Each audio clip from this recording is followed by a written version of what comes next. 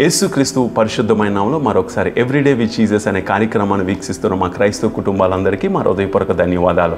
ఈ ఉదయకాల సమయంలో మరొక లేఖన భాగం ద్వారా మన కుటుంబాలని, మన ఆత్మీయ జీవితాన్ని బలపరుచుకోవడానికి దేవుడు మరొక అవకాశాన్ని మన జీవితాల్లో ప్రవేశపెట్టాడు ప్రియులారా. దాన్ని బట్టి మనం ఎంతగానో కృతజ్ఞులమై ఉన్నాం. బైబిల్ గ్రంథం ఉన్నట్లయితే యెరెమీయా 17వ అధ్యాయము 7వ వచనం నేను చదువుతాను, జాగ్రత్తగా వినడానికి ఇష్టపడదాం.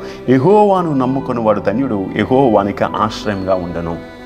నిజంగా మనం ఆయన నమ్ముకున్నాము, ఎంతగానో ధన్యులం. అందుకే యెహోవా దేవుడు కలిగిన జనులు ధన్యులు. We are blessed people. మనము నమ్ముకున్నది లేదా మనం సేవిస్తున్న దేవుడు సృష్టికర్త అయి ఉన్నాడు. ఈరోజు నువ్వు ఆయన్ని నమ్ముకోవడం వల్ల ఏమాత్రం కూడా నిరుత్సాహపడదు, ఏమాత్రం కూడా అలసిపోవాల్సిన అవసరం, ఏమాత్రం కూడా కృంగిపోవాల్సిన అవసరం లేదు. ఎందుకు తెలుసా?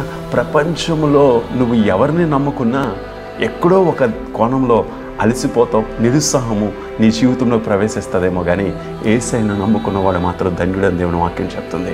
ఈరోజు ఆయన నమ్ముకోవడానికి ఇష్టపడదాం. నీ పరిస్థితులు ఏమైనా, స్థితిగతులు ఏమైనా, ఎలాంటి వాతావరణం ఉన్నా, ప్రభా నేను నమ్ముకుంటున్నాను, నేను నమ్ముకున్నవాడు ధన్యుడు అని దేవుని వాక్యం చెప్తుంది కదా. ఆయన మీద ఆధారపడతాం.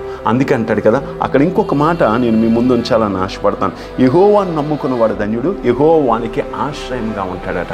ఈరోజు దేవుడే నీ ఆశ్రయం, దేవుడే నీ దుర్గము, దేవుడే నీ కోట, దేవుడే నీ కొండగా ఉండాలని ఆశపడుతున్నాడు. నమ్ము దేవుని ఒక వాక్యం. ఈరోజు ఈ వాక్యాన్ని ఎత్తుపట్టుకుని ప్రార్థన చేయి. ప్రభా నేను నిన్ను నమ్ముకుంటున్నాను, నేను ధన్యుడిగా ఉండాలి, ఈరోజంతా నేను నిన్ను ఆశ్రయిస్తున్నాను ప్రభా. మాకు ఏది కొదువై ఉండదు. ఎందుకు తెలుసా? యెహోవాయే మన ఆశ్రయమై ఉన్నాడు ప్రియులారా. ఈరోజు ఈ వాక్యాన్ని నీ జీవితంలో, నీ కుటుంబాల్లో నెరవేరునుగాక నమ్ముకుంటున్నాను. God bless you. దేవుడు మనందరినీ దీవించునుగాక.